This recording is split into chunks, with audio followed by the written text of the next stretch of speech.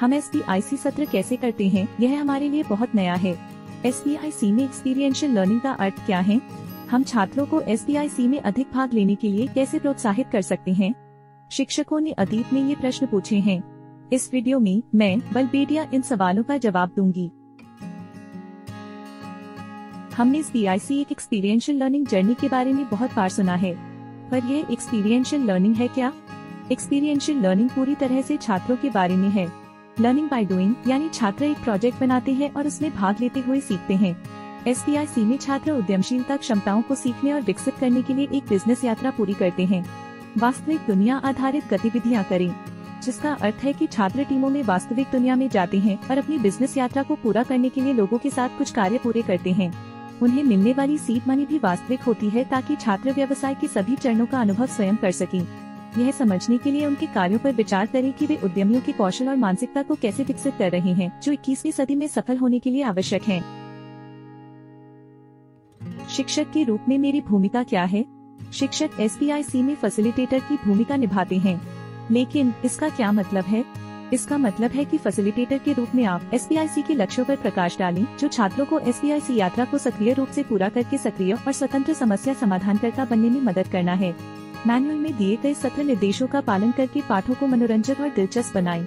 सभी छात्रों को कक्षा के अंदर और बाहर की दोनों गतिविधियों में भाग लेने और पूरा करने के लिए प्रोत्साहित करें और उन्हें सभी उपलब्ध संसाधनों जैसे तेजस्वी साथी, तेजस्वी गाइड आदि से मार्गदर्शन प्रदान करें।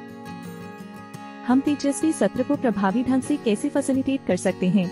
SPIC सत्र की सुविधा प्रदान करते समय आप सत्रों को सबसे प्रभावी और सफल बनाने के लिए क्रिएट फ्रेमवर्क का उपयोग कर सकते हैं। आइए मैं इसे विस्तार से समझाती हूँ। SPIC सेशंस का संचालन करते समय से सेलिब्रेट मिस्टेक्स, गलतियाँ प्रोत्साहित करें। विद्यार्थियों को समूह गतिविधियों में पूरी रुचि के साथ भाग लेने और अपने विचार खुलकर साझा करने के लिए प्रोत्साहित करें।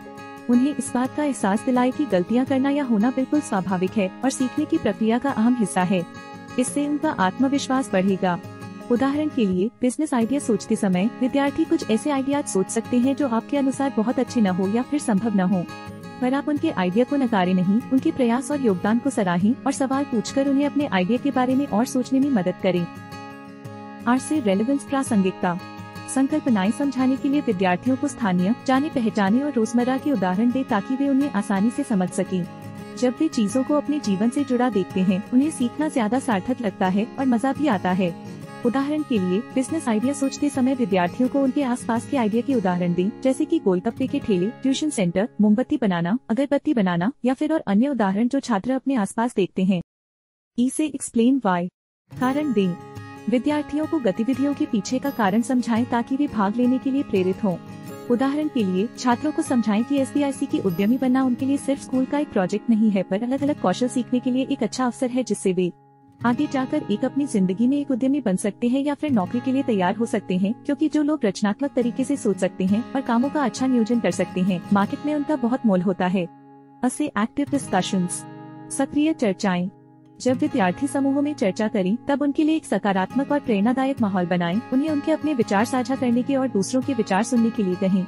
इस तरह विद्यार्थी अपने संवाद कौशल पर काम कर पाएंगे। T से थिंक एंड रिफ्लेक्ट, चिंतन व मनन।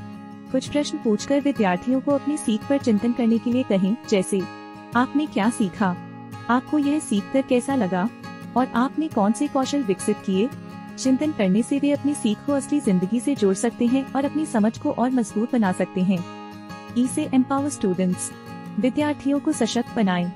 विद्यार्थियों को उनकी सीख के लिए जिम्मेदार बनाकर उन्हें सशक्त बनाएं। उदाहरण के लिए, उन्होंने जो थोड़े आइडिया चुने हों, उन्हें उन पर फीडबैक दे, पर अंतिम आइडिया चुनने की स्वतंत्रता उन्हें दें।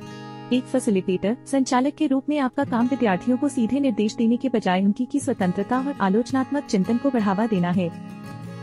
क्रिएट फ्रेमवर्क का पालन करके आप एक आकर्षक एक्सपीरियंशियल लर्निंग का वातावरण बना सकते हैं। इस वीडियो में हमने निम्न चीजें सीखी। एक्सपीरियंशियल लर्निंग क्या है? एक शिक्षक की भूमिका। एक्सपीरियंशियल लर्निंग में गतिविधियों के संचालन कैसे करें? अगर आपको और कोई प्रश्न या दुविधा हो तो सीधा तेजस्वी साथी में जाकर हेल्प टाइप करें, जो 9513477756 पर उपलब्ध है। वीडियो देखने के लिए शुक्रिया।